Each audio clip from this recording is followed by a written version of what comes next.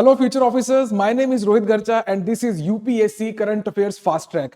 एक ऐसी सीरीज जहां पे हम लोग करंट अफेयर्स को डिस्कस करते हैं जो कि पिछले एक हफ्ते में आपके वेरियस न्यूज आउटलेट्स में आए होते हैं और उनको हम बहुत ही ब्रीफली, बहुत ही फास्ट ट्रैक तरीके से डिस्कस करते हैं फॉर योर प्रीलिम्स एग्जामिनेशन। तो 2025 के अंदर जो प्रीलिम्स आपका होने वाला है उस पर्टिकुलर चीज के लिए ये सीरीज आपके लिए अटमोस्ट इंपॉर्टेंट जो है रह सकती है आपकी प्रेपरेशन के अंदर। सेव दिस पर्टिकुलर प्लेलिस्ट जिसके अंदर ये जो वीडियो है वो पोस्ट हो रखी है। ये प्लेलिस्ट आपका जो है रिवीजन टूल का भी काम करेगा जब आप बिल्कुल लास्ट में जाके पूरे करंट अफेयर्स को रिवाइज करना चाहोगे, बिकॉज इस वीडियो के अंदर पिछले एक हफ्ते के अंदर सारे इंपॉर्टेंट करंट अफेयर्स को हम लोग बहुत ही फास्ट ट्रैक तरीके से जो है डिस्कस करते हैं। हमारा जो पहला टॉपिक है बच्चे आज का, उसका जो सब्जेक्ट है that is your governance issues. Again governance issues को बहुत मेजरली कवर किया जाता है आपके वेरियस जो आपका यूपीएससी प्रीलिम्स है उसके अंदर बहुत सारे सवाल आपके गवर्नेंस इश्यूज के थ्रू आते हैं, बिकॉज अल्टीमेटली जो आपका आईएएस है, एडमिनिस्ट्रेशन सर्विसेज ही है वो, है ना। तो उसके लिए ये पर्टिकुलर सब्जेक्ट सबसे ज्यादा रेलिवेंट रहता है जब हम करंट अफेयर्स की बात करते हैं। पहला टॉपिक है कि जो स्नेक बाइट है उसको जो हेल्थ मिनिस्ट्री है वो अब अर्ज कर रही है स्टेट्स को कि आप इसको एक नोटिफाइबल डिजीज जो है वो घोषित कर दीजिए। नोटिफाइबल डिजीज क्या होते हैं कि वो डिजीज होते हैं that require mandatory reporting. Mandatory reporting होती है इसकी due to their potential for outbreaks, mortality और the need for swift public responsive. Mandatory reporting, reporting to whom? The government, right. कि गवर्नमेंट को पता होना चाहिए कि ये डिजीज की आउटब्रेक कहां हुई है। हाउएवर स्नेक बाइट जो है वो कोई डिजीज नहीं है, है ना, बट इसके अंदर जो मॉर्टेलिटी है वो एग्जिस्ट करती है। हेंस गवर्नमेंट शुड नो कि कहां पे स्नेक बाइट ज्यादा हो रही है, कहां पे कम हो रही है। उस एरिया में एंटी वेनम उस हिसाब से जो है डिस्ट्रीब्यूट होगा, डेवलप होगा, रिसर्च उस हिसाब से उस तरफ को जो है हम डाल सकते हैं। कॉमन नोटिफाइबल डिजीज जो इंडिया में ऑलरेडी नोटिफाइबल डिजीज है वो क्या इंक्लूड करती है? That is tuberculosis, malaria, dengue and your HIV. Next topic पे चलते हैं बच्चे। नेक्स्ट टॉपिक आपका जो है ये भी बहुत इंटरेस्टिंग टॉपिक है। It comes from the polity, excuse me. Polity में एक जो नया जो टॉपिक हाईलाइट हुआ है इस बार जो प्रीलिम में शायद आपसे पूछा जा सकता है, that is your right to disconnect. अभी ईवाई एक कंपनी है, प्राइवेट कंपनी है, उसके एक एम्प्लॉय ने ओवर वर्किंग की वजह से जो है वहां पे सुसाइड किया था, राइट। उसने ये हाईलाइट किया कि there is a right to disconnect जो एग्जिस्ट करता है इंडिया के अंदर। There is no law explicitly talking about right to disconnect, right.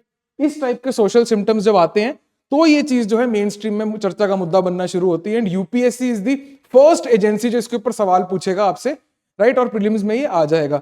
Eventually इसके ऊपर काम कब होगा, राइट टू डिस्कनेक्ट लॉज में कब आएगा? इट विल टेक 5 years, है ना, 4 years, 3 years, जितना भी टाइम उसको लगना है वो अभी अभी और टाइम लगेगा। लेकिन प्रीलिम्स में यूपीएससी पहले पूछ लेगा। Right to disconnect empowers employees, ठीक है। राइट टू डिस्कनेक्ट एम्प्लॉइज के पास है to avoid answering calls, emails और messages related to work during the non working hours. ठीक है बच्चे, ये है इसका मुद्दा। अगर आप इसको डिटेल में जानना चाहते हो, हमने इसको क्लास के अंदर बहुत डिटेल में डिस्कस किया था। फुल कोर्स का लिंक आपको डिस्क्रिप्शन में मिल जाएगा। और अगर आप ये डॉक्यूमेंट चाहते हो कि ये डॉक्यूमेंट आपके पास में हो, हर हफ्ते एक डॉक्यूमेंट आएगा, उसे सेव करना चाहते हो, तो टेलीग्राम का लिंक आपको डिस्क्रिप्शन में मिल जाएगा नीचे। टेलीग्राम को ज्वाइन कीजिए, फ्री ऑफ कॉस्ट आपको ये सारे डॉक्यूमेंट जो हैं वहां पे पोस्ट में मिल जाएंगे। डॉक्यूमेंट को डाउनलोड कीजिए, अपना आर्काइव जो है आप खुद भी वहां से क्रिएट कर सकते हैं, बना सकते हैं। आगे चलते हैं बच्चे। Next is culture of India. This is Apathsahayeswarar temple, right. ये कहां पे है बच्चे temple? This is in Thanjavur, Tamil Nadu के अंदर ये पर्टिकुलर टेम्पल है। क्यों ये न्यूज में आया है? दैट इज बिकॉज कि UNESCO Asia Pacific award for culture heritage conservation, ये अवार्ड इसको मिला है। ये अवार्ड क्या करता है? ये रिकॉग्नाइज करता है efforts by individuals and organisation. ये देखिए सारे प्री स्पेसिफिक पॉइंट्स में हाईलाइट कर रहा हूं यहाँ पे। Individuals and organisations in Asia Pacific region in restoring, conserving and transforming structures of heritage value. ये पर्टिकुलर टेम्पल, और इसके ऊपर क्या सवाल बन सकता है, राइट, क्योंकि कल्चर ऑफ इंडिया से आया है। तो ये टेम्पल किनको डेडिकेटेड है? दैट इज लॉर्ड दक्षिणामूर्ति, जो कि आपका लॉर्ड शिवा का ही एक और नाम है।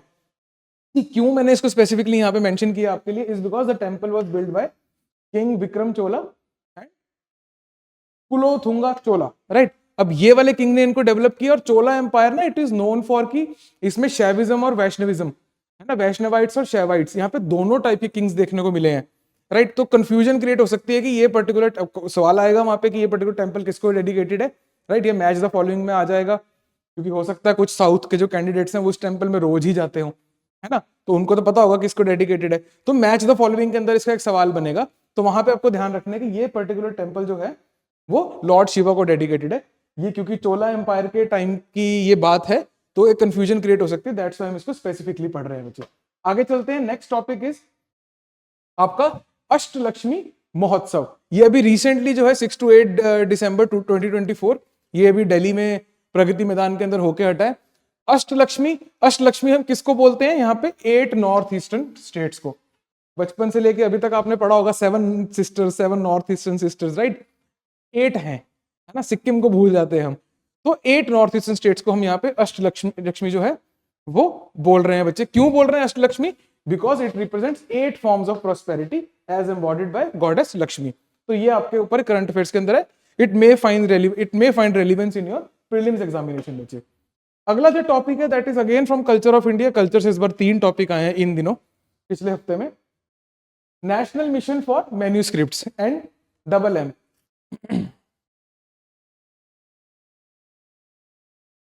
I'm sorry. The Union Ministry of Culture is planning to revive and relaunch National Mission for Manuscripts। ठीक है जी। अब मैन्यूस्क्रिप्ट्स क्या होते हैं हमारे लिए प्री पॉइंट ऑफ व्यू से, वो इंपॉर्टेंट है। मैन्यूस्क्रिप्ट एक हैंड रिटन कंपोजिशन होती है बच्चे। हैंड रिटन का मतलब क्या होता है, नो प्रिंटिंग, इसमें प्रिंटिंग इन्वॉल्व नहीं है, there is no printing involve, ठीक है। हैंड रिटन होते हैं, तो मैन्यूस्क्रिप्ट की एक डेफिनेशन है बच्चे, तो वो डेफिनेशन आपके लिए इंपॉर्टेंट हो जाती है। The manuscript is a handwritten composition crafted on materials such as paper, bark, cloth, metal or palm leaf, and it must be at least 75 years old।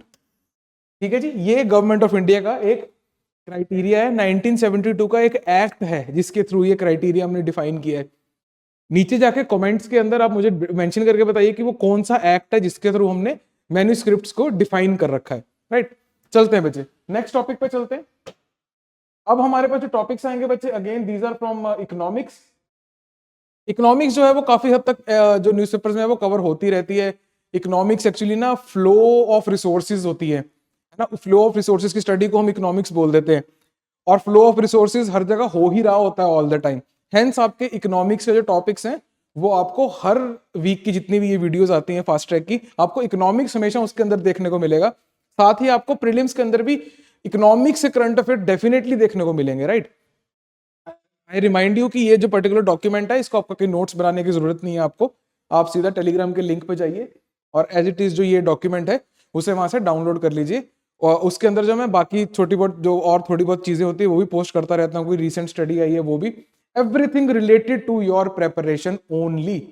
मैं आपका न्यूज रिपोर्टर नहीं हूं, मैं आपका मेंटर हूं for your current affairs preparation, specially आपका इस video के थ्रू प्रीलिम्स के लिए, और जो हमारी स्पॉटलाइट वाली वीडियो उसके लिए मेंस के लिए, right. Only that the news that is relevant for your examination, बस वही कवर किया जाता है क्योंकि रिक्वायर्ड भी वही है। न्यूज में आया है डिजिटल एग्रीकल्चर मिशन, है ना। ये क्या है, ये एक अम्ब्रेला स्कीम है जो डिजाइन की थी वेरियस डिजिटल एग्रीकल्चर इनिशिएटिव्स को। अब DAM के अंदर जो है आपके 2 फाउंडेशन पिलर्स हैं mainly, that is your agri stack. Agri stack is basically सारा जो डाटा की रजिस्ट्री होती है, जो डाटा का स्टोरेज होता है उसको हम स्टैक बोल देते हैं एक तरह से। दूसरा है कृषि डिसीजन सपोर्ट सिस्टम। अब ये पर्टिकुलर चीज जो है ये डायरेक्टली आपसे एग्जाम में जो है पूछी जा सकती है बच्चे। आगे चलते हैं, नेक्स्ट इज इकोनॉमिक्स के अंदर, ये भी आपका प्योरली प्रीलिम्स का टॉपिक है, बीमा सखी योजना। अभी प्राइम मिनिस्टर ने रिसेंटली बीमा सखी योजना जो है वो लॉन्च करी थी। इसलिए ये बीमा सखी, बीमा से समझ में आ रहा होगा कि समथिंग रिलेटेड टू इंश्योरेंस, सखी से आपको समझ में आ रहा होगा कि सखी मींस फ्रेंड और female friend, right. That means कि ये विमेन को समहाउ आपका इंश्योरेंस सेक्टर में लिंक करने की ये पर्टिकुलर स्कीम जो है वो लॉन्च की गई है। आगे देखते हैं बेटे, financial inclusion and empower rural women through micro insurance services.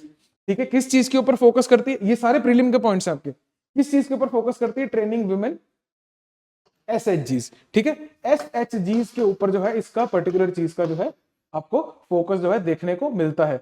Eligibility again something जो कि आपसे प्रीलिम्स के अंदर इसके ऊपर डायरेक्टली सवाल आ सकता है। ध्यान से देखिएगा इसको, विमेन एज 18 to 70 ईयर्स। इससे आप इमेजिन कीजिए, जैसे मैं बच्चों को बता रहा था आज की, इमेजिन करो कि आप इंश्योरेंस करा रहे हो और जो इंश्योरेंस करने वाली टीम आई है उसमें एक 18 साल की फीमेल है और एक 70 ईयर्स की फीमेल है, राइट। ये दोनों आपको एक साथ बेचने आया है, तो थोड़ा सा याद रहेगा आपको कि यार अच्छा इतना बड़ा वो ये गैप है, इतना बड़ा ग्रुप है, ये 18 to 70 है, 18 to 58 या 18 to 60 नहीं है। ठीक है बच्चे, ध्यान रखना है, 70 यहाँ पे कैच है इधर। और सपोर्ट कितना मिलता है? मंथली स्टाइपेंड ऑफ 7,000 पहले साल, और उसके बाद में दैट उसके ऑनवर्ड सेकंड ईयर 6,000 और थर्ड ईयर में आपको मिलता है 5,000, राइट। तो ये पर्टिकुलर स्कीम है, इसके ऊपर ही सवाल आएगा। Again let me remind you कि आपको नोट्स बनाने की जरूरत नहीं है इसकी, रिवाइज करने पे आओगे तो आप लगभग 30 सेकंड्स या मतलब लगभग 3 मिनट मान लीजिए मैक्सिमम, 30 सेकंड to 3 मिनट्स के अंदर अंदर आप सारा डॉक्यूमेंट जो है फटाफट से रिवाइज कर सकते हो। Just imagine the power you will have just before your exam, कि आपके पास में इस टाइप का डॉक्यूमेंट बिल्कुल तैयार पड़ा है जो कि हाईली रेलिवेंट है for your prelims, right. Telegram का लिंक नीचे गिवन है बच्चे, आप उसको जो है ज्वाइन कर सकते हैं। आगे चलते हैं, नेक्स्ट इज अन्न चक्र and subsidy claim application. Basically ये स्कैन पोर्टल है, यहाँ पे स्कैन की जो फुल फॉर्म है वो यहाँ पे मेंशन्ड है, अन्न चक्र and the subsidy claim application for NFSA portal, ये पूरा नाम है इसका। स्कैन पोर्टल का मतलब यहां तक है, N stands for NFSA, right. क्या कर रहा है? Reforms to modernise the PDA system and streamline subsidise claim, right बच्चे। किसने डेवलप किया है, किसके अंडर है? It is under the ministry of consumer affairs, food and public distribution. देखो यहाँ पे आपके पास में ना मिनिस्ट्री ऑफ फाइनेंस दिमाग में आ सकता है, और भी टाइप की जो मिनिस्ट्रीज हैं, सोशल वेलफेयर, ये वो, ये सब कुछ आपके दिमाग में आ सकता है ना, सब्सिडी की बात हो रही है क्योंकि। नहीं, आपको ध्यान में रखना है कि ये ministry of consumer affairs, food and public distribution का है, दैट्स व्हाई इसको हम आज के टॉपिक में डिस्कस कर रहे हैं बच्चे। नेक्स्ट अगेन एक बहुत इंटरेस्टिंग टॉपिक बच्चे आया है हमारे पास में, India became the first country globally to define taxonomy for green steel. Basically taxonomy का मतलब ना, ये थोड़ा बायोलॉजिकली ज्यादा ये वर्ड यूज होता है। टैक्सोनॉमी का मतलब होता है किसी चीज को कैटेगराइज करना, and if you want to categorise something या फॉर दैट मैटर एनीथिंग, आपको एग्जैक्टली पता होना चाहिए कि आपकी कैटेगराइजेशन कैसे होगी, तभी आप किसी चीज को कैटेगराइज कर सकते हो, है ना। कि ब्लू वाली चीजें इसमें, रेड वाली चीजें उसमें डालनी है ना, तो आप ब्लू को कैसे आइडेंटिफाई करोगे?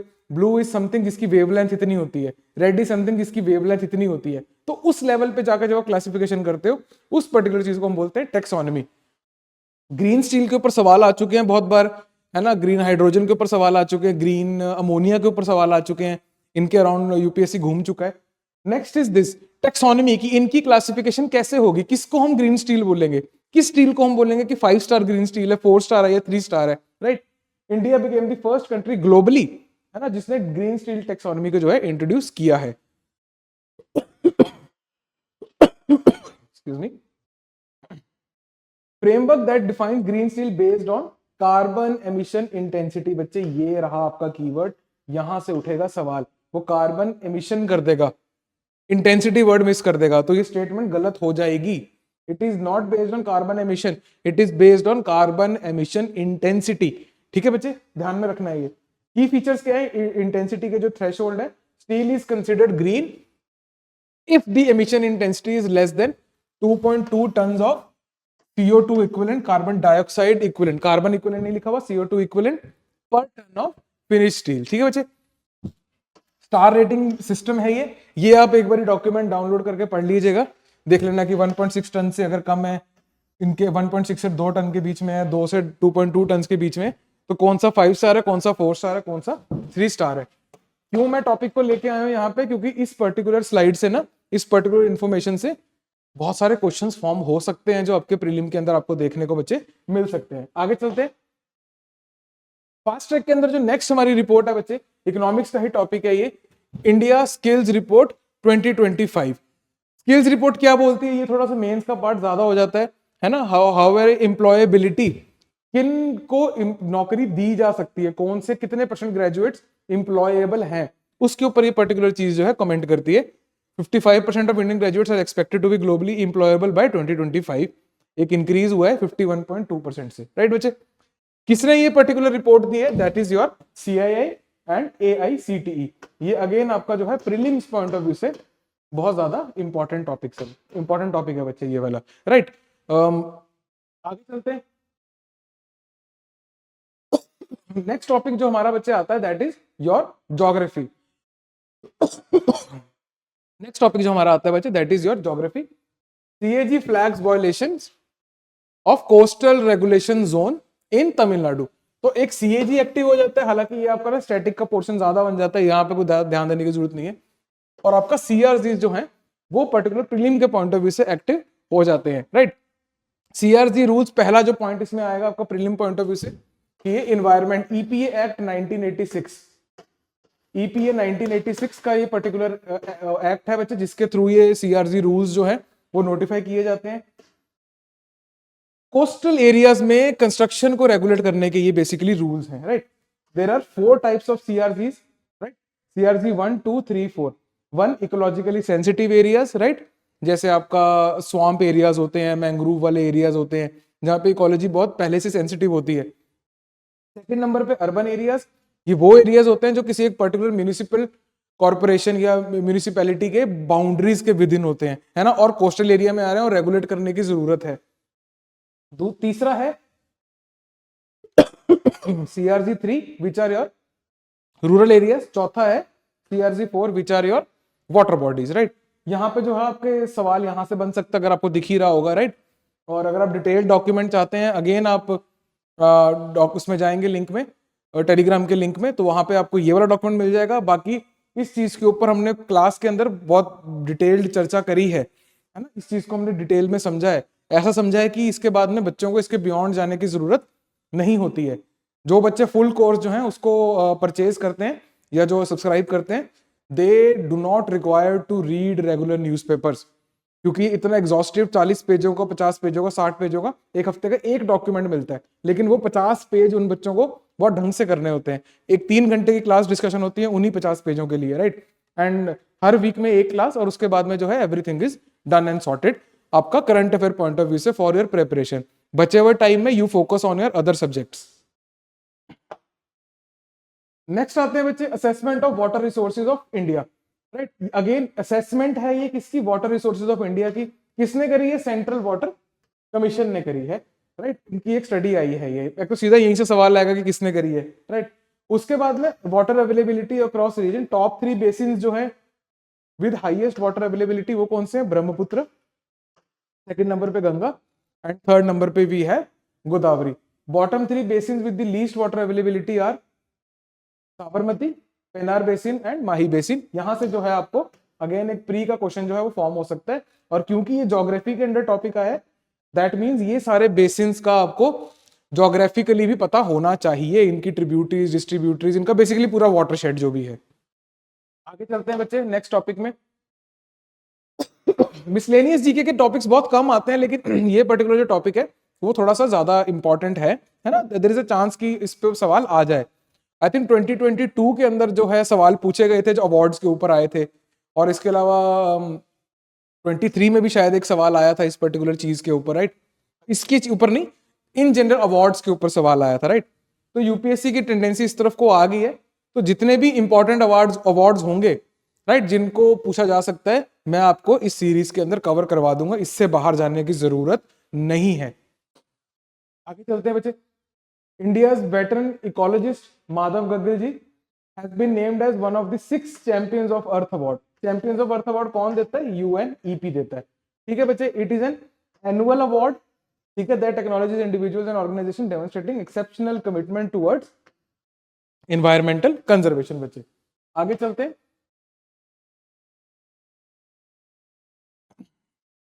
Again this particular thing is AI powered model, right. RBI ने एक बहुत अच्छा इनिशिएटिव लिया है, सिक्योरिटी इश्यूज का ये टॉपिक है बच्चे। आरबीआई का इनिशिएटिव है MuleHunter.ai। एक तो सीधा सीधा इसी के ऊपर सवाल आ जाएगा कि MuleHunter.ai किसका इनिशिएटिव है, या फिर आरबीआई कैसे इनिशिएटिव्स दिए होंगे कि which one of the following is an initiative of RBI, 4 नाम होंगे उसमें। या फिर ऐसा हो सकता है कि which one of the following is not an initiative of RBI, या फिर Which one of the following is not an initiative of SEBI? SEBI के 3 दे देंगे, एक MuleHunter लिख देंगे, तो आपको याद हो जाएगा कि MuleHunter आरबीआई का है, राइट। इस तरीके से SEBI के सारे पता होने की जरूरत नहीं है आपको, ये पता होने की जरूरत है बस इसके थ्रू 3-4 सवाल आप निकाल सकते हो, इसके अराउंड 3 या 4 क्वेश्चन जो है वो फॉर्म किए जा सकते हैं बच्चे। म्यूल बैंक अकाउंट क्या होता है? Refers to a bank account that is used by criminals for illegal activities including money laundering, है ना।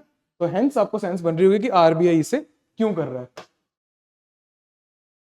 फास्ट ट्रैक तरीके से हमने आज की जो है वो वीडियो खत्म कर लिया है। लास्ट वीक में आए हुए सारे करंट अफेयर्स यही थे बच्चे इंपॉर्टेंट, जो कि आपके प्रीलिम पॉइंट ऑफ व्यू से हमको पढ़ने चाहिए थे। Thanks for watching, my name is Rohit गर्चा and this is Abhimanyu IAS.